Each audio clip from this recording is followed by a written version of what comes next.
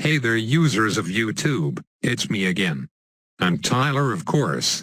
This time we've got another new type of mod to showcase, all courtesy of the one and only team of Jambite and company. So no new towers or anything in this mod, rather it's a couple of new upgrades, and these upgrades are attached at the very end of the tower's upgrade path. In other words, as you can see by the title, it's what you can call 5th tier towers. And that's pretty cool if you ask me. I wasn't sure it was possible to pull this kind of thing off through modding, but I've been proven wrong. However, there are a couple of extra things that needed to be done to accomplish this, main difference being the profile.save file has to be modified. As for exactly why, I'm not sure, but all I know is without this modified save you won't be able to use 5th tier towers in private battles. And that's also the reason why you might have noticed both Tyler and I's win-loss records were 0 and 0, with both profile skins no longer there. Anyways, as of this commentary, I believe only 3 towers have been given 5th tier upgrades, and that's the Dark Monkey, Boomerang Thrower and Engineer. Tyler's taken the Boomerang to showcase on his own video, and meanwhile I've snagged the Engineer's newly added upgrades to showcase on this video. Only sounds fair to split them up, right? Now to move on to what exactly they do. Nothing short of broken is how I'd like to describe it. LOL, how do I even explain this left side 5th tier upgrade? Well, you know shit's OP when you sell almost all your farms just to purchase the upgrade. So this upgrade costs only $6,000, and apparently what it does is spray the entire map with shitloads of balloon traps, purple sticky substance, and sentries, and it does this once every 30 seconds, so you can basically think of it as an ability that doesn't require micro. I don't know about you, but having that amount of stuff on the map by round 13 is pretty crazy. Literally no amount of rushing will get past those traps on top of the safety mortar I have for combo balloons. In fact, if Tyler rushes me I gain even more money, so it's probably best he lays off and just focuses on going ham on farms. But yeah, according to Tyler, he says that balloon traps stay on the field for 10 minutes after they are deployed, so if I'm reading this correctly, just from a single $6,000 upgrade I can have up to 20 layers of balloon traps stacked up on the track. Holy moly, I haven't seen something this broken since the Galactic Ray of Doom Tower. As for the duration of the purple cleansing form, I'm not sure how long that lasts, but it's definitely much shorter than 10 minutes, and the sentries that get spawned disappear just shortly before the next batch of engineer equipment gets shot out, so I'd say those last somewhere around 25 seconds. Anyways, at this point I'd talk about the right side 5th tier upgrade, but first let's focus on these ZOMGs I'm sending over to Tyler since I have so much excess cash. And that, ladies and gentlemen, is the 5th tier right side Boomerang in action, rings upon rings of blades springing out of the bionic boomer, doing mass damage to everything in its radius. If you want some more knowledge about what else these Boomerang 5th tier upgrades do, I recommend you check out Tyler's perspective in the description, or perhaps Jambite's side if you're into sandbox mode fun.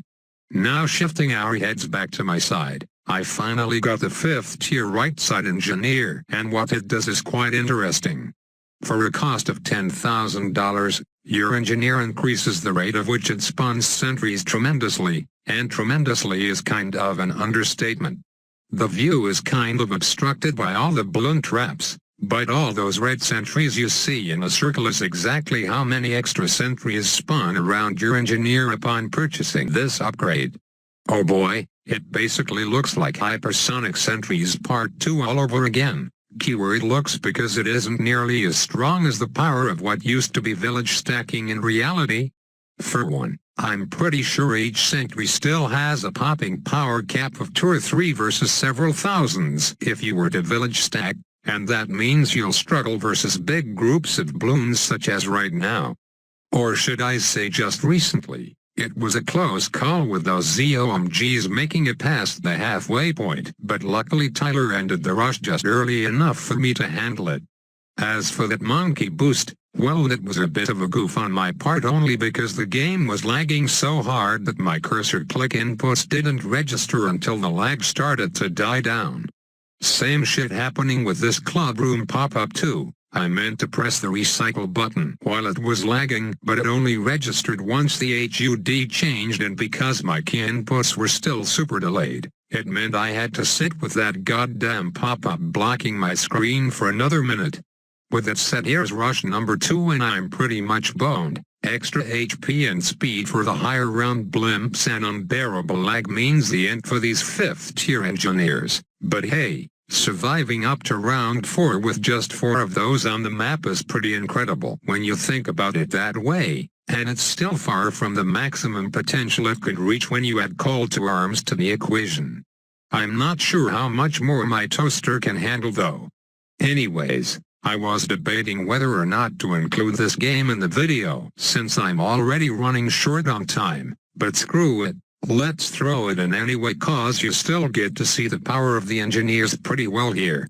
As we go through the same old process of farming up for that 5th tier upgrade by round 13, let's take some time to answer some questions as usual. Only one YouTube question to answer today cause there aren't much left to go around.